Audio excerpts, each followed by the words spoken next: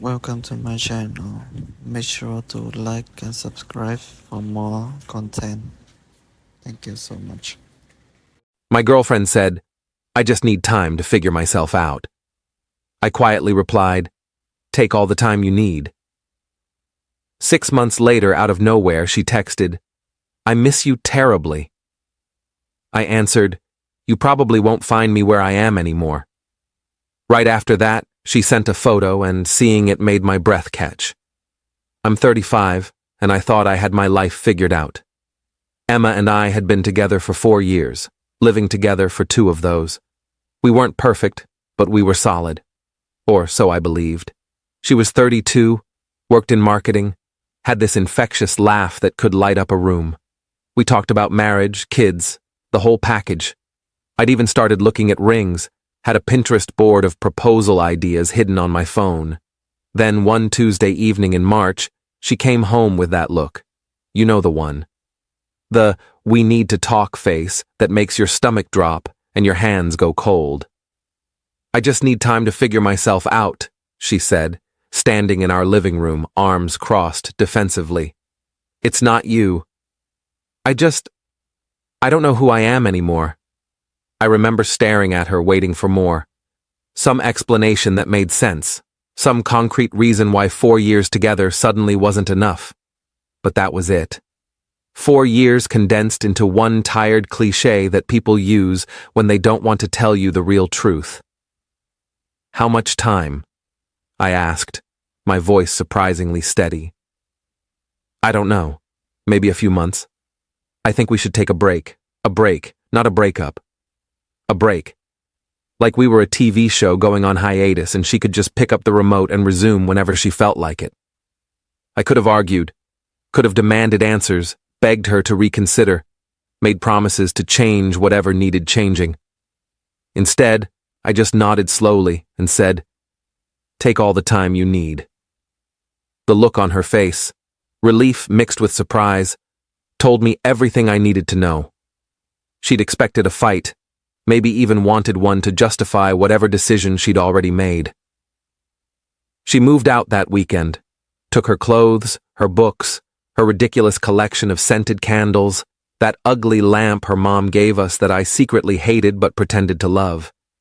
The apartment felt massive and empty without her stuff everywhere, like a museum of our relationship with all the exhibits removed.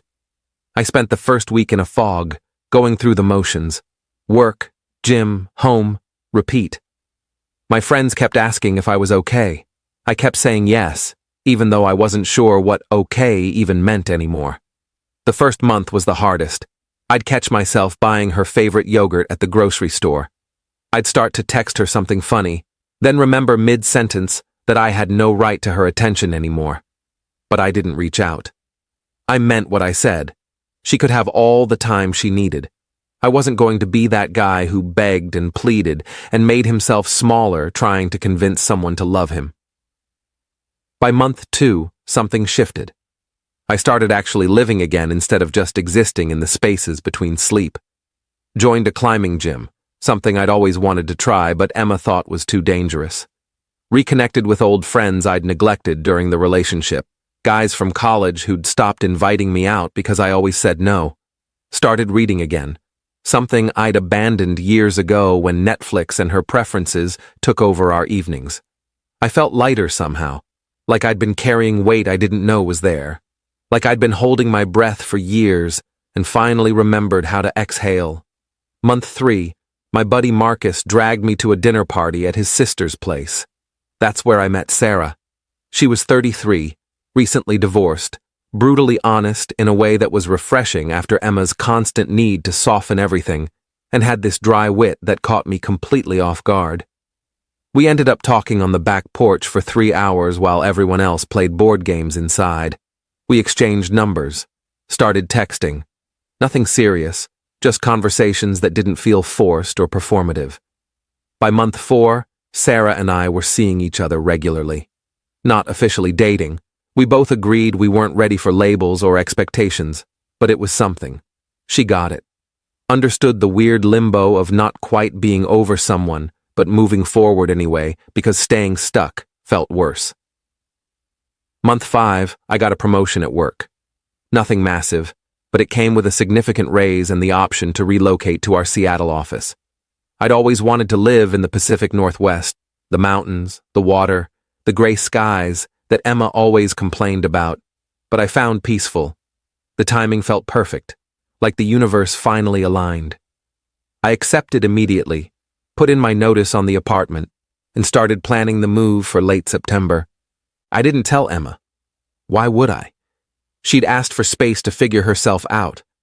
I was giving her that space and figuring myself out in the process. We weren't together. I owed her nothing. Then came the text. 6 months to the day after she left, my phone buzzed at 11:47 p.m. on a Thursday. Emma's name lit up my screen, a name I'd thought about removing from my contacts 100 times but never did.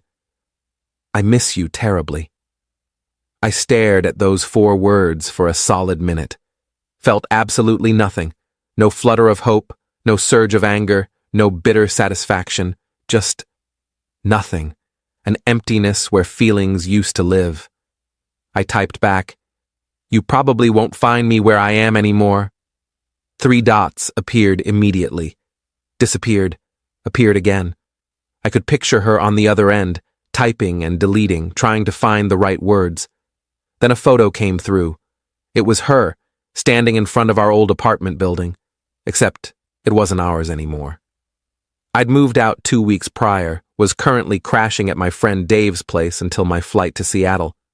She was holding flowers, yellow roses that used to be my favorite, dressed in that blue dress I'd always loved, the one she wore on our first real date.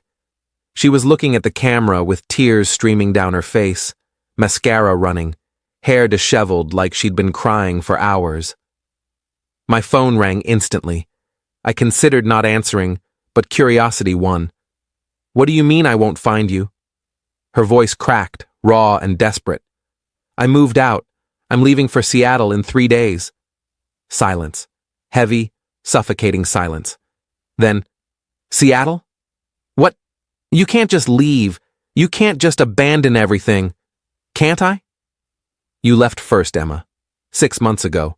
You walked out and asked me not to follow. I thought you'd wait for me. I thought you'd be here when I was ready." I actually laughed. Not cruel, just genuinely surprised by the audacity. "Wait for what? You never said you were coming back. You said you needed time to figure yourself out. So I figured myself out too.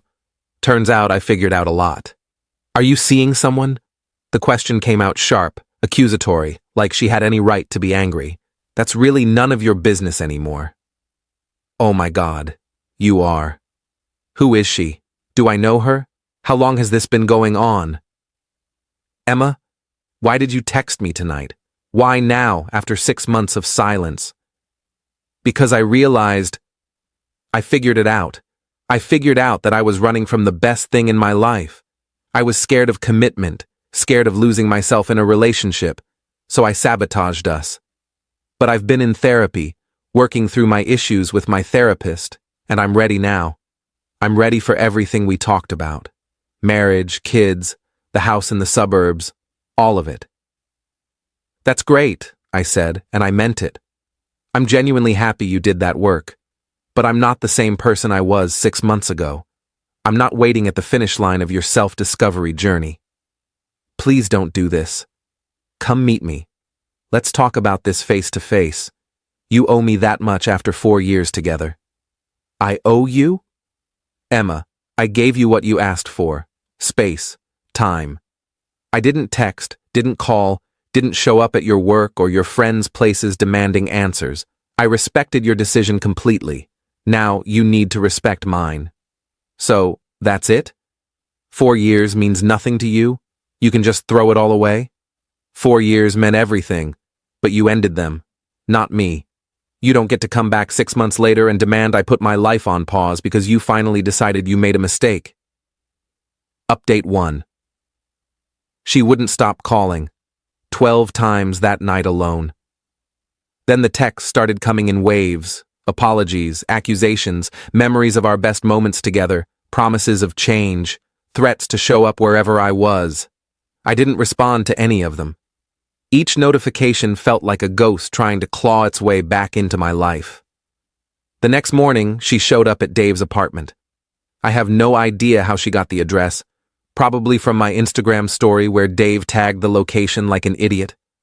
I was loading boxes into my car when I saw her walking up the driveway, looking like she hadn't slept, still wearing that blue dress from the photo. 5 minutes, she said, breathless from running or crying or both. Just give me 5 minutes to explain. Dave, watching from the doorway with his coffee, raised his eyebrows at me in a "do you need backup" kind of way. I nodded at him that it was okay, that I could handle this. 5 minutes, I agreed, checking my watch. We sat in my car. She immediately grabbed my hand. Her palm was cold and sweaty. I let her mostly because I was too tired to pull away. I made a mistake, she started, words tumbling out fast. The biggest mistake of my life. I was selfish and scared and stupid. But people make mistakes, and people deserve second chances. We deserve a second chance. What happened? I asked calmly. Why now? Why exactly 6 months to the day? She looked away, staring at Dave's neighbor watering their lawn. There was someone else. There it was. The real truth under all the self-discovery bullshit. His name was Kyle. I met him at a work conference in February, right before I asked for the break. We talked all night at the hotel bar and I felt this spark. This excitement I hadn't felt in years. I convinced myself that meant we weren't right, that I needed to explore this feeling. So I came home and asked for the break, and Kyle and I started seeing each other the next week. I pulled my hand away slowly. You already had someone lined up when you asked for the break. It wasn't like that. It was exactly like that. You wanted to test drive a new relationship without fully ending ours. Keep me as a backup plan in case it didn't work out. No. I genuinely thought I had feelings for him. Real feelings. But it fizzled out after 3 months. He was all wrong. Too immature, too self-centered, too obsessed with his CrossFit routine. Nothing like you. And when it ended, when he dumped me actually, I realized what I'd given up. I've spent the last 3 months in therapy twice a week, trying to fix what's broken in me so I could come back to you whole. That's really brave, I said. Truly. I hope therapy helps you, but I'm not interested in being your consolation prize after your adventure didn't work out the way you planned. You're not a consolation prize. You're the love of my life. I know that now.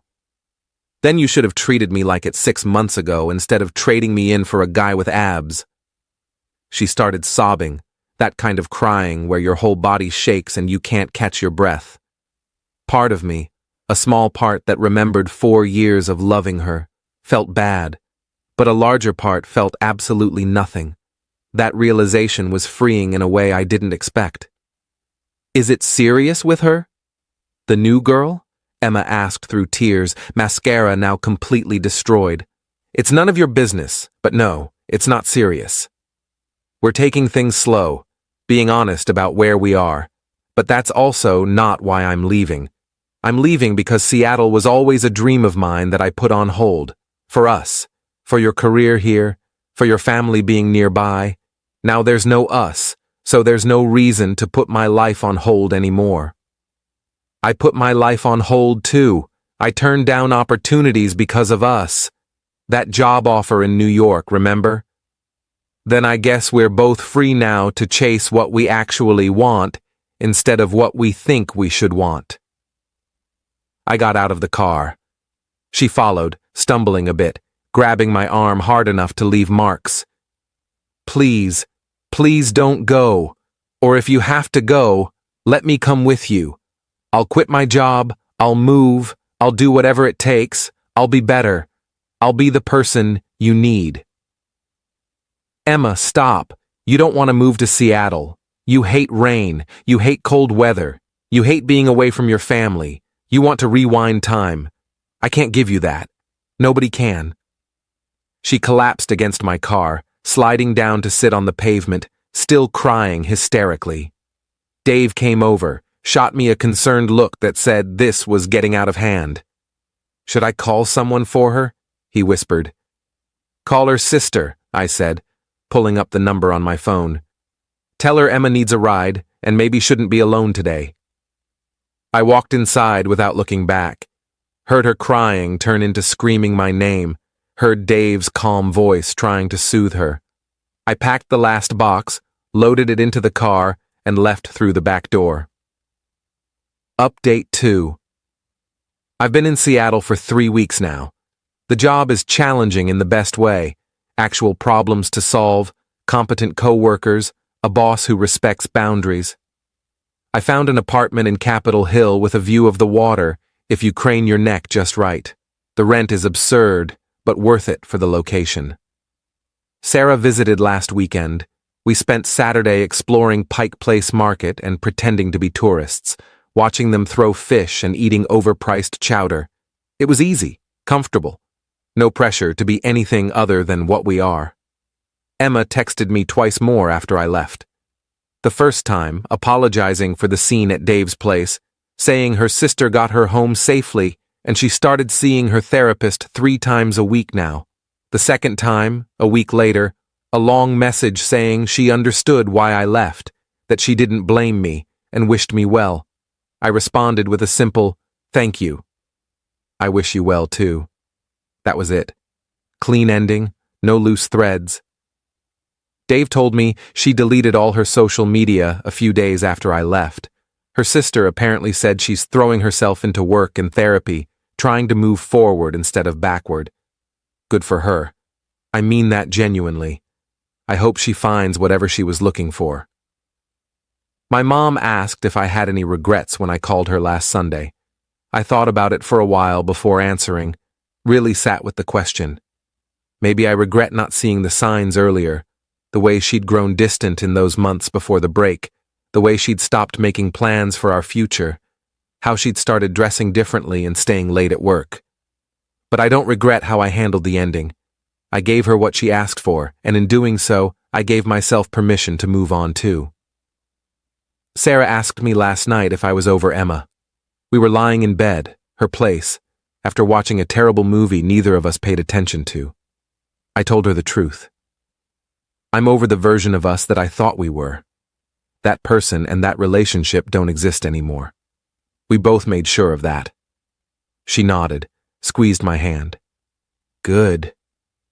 Because I'm starting to really like the person you are now. Just starting? I teased.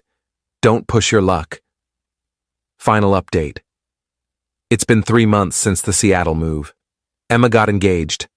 I saw it on a mutual friend's Instagram story. She didn't tag her, probably out of respect, but I recognized the restaurant, the ring, even the dress. Different guy, not Kyle. Someone named Michael from her gym, apparently. Good for her. I hope this time she's sure, hope she doesn't blow up his life when she gets scared.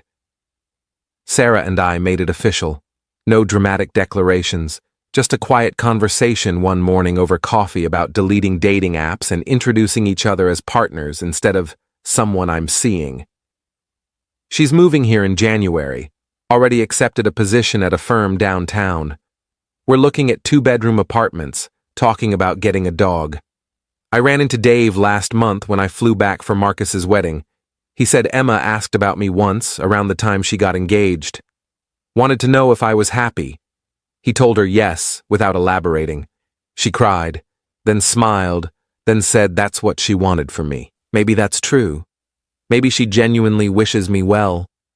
Or maybe she just wants to believe her leaving led to everyone's happiness, not just her chaos and my eventual relief. Either way, it doesn't matter anymore. She's a character in a story I used to tell myself about who I was. Someone at the wedding asked me if I'd do anything differently if I could go back. I said no, without hesitation. Not because everything worked out perfectly, but because I wouldn't want to be the person who begged someone to stay when they'd already mentally left. That person loses twice. Once when they're abandoned, and again when they sacrifice their dignity trying to prevent the inevitable. You can't make someone choose you, and you shouldn't have to. When Emma said she needed time, what she really needed was permission to explore other options without guilt. I gave her that permission by actually letting her go instead of hovering in the background, hoping she'd change her mind, making myself available for whenever she decided to come back. She did change her mind, just 6 months too late.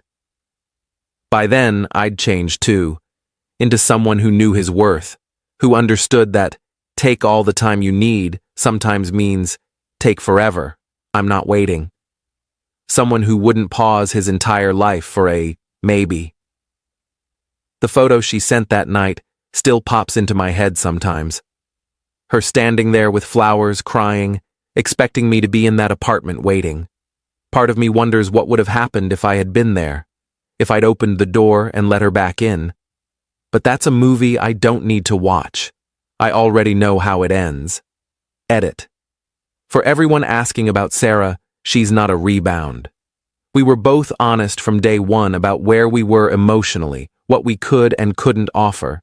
Sometimes the right person shows up at a weird time, and you just figure it out together without forcing anything. Edit 2. And no, I didn't send Emma my new address or wedding invitation. She has my number if there's ever a real emergency. That's enough. Thank you so much for watching. Hope you enjoyed the video. Make sure to like and subscribe for new content.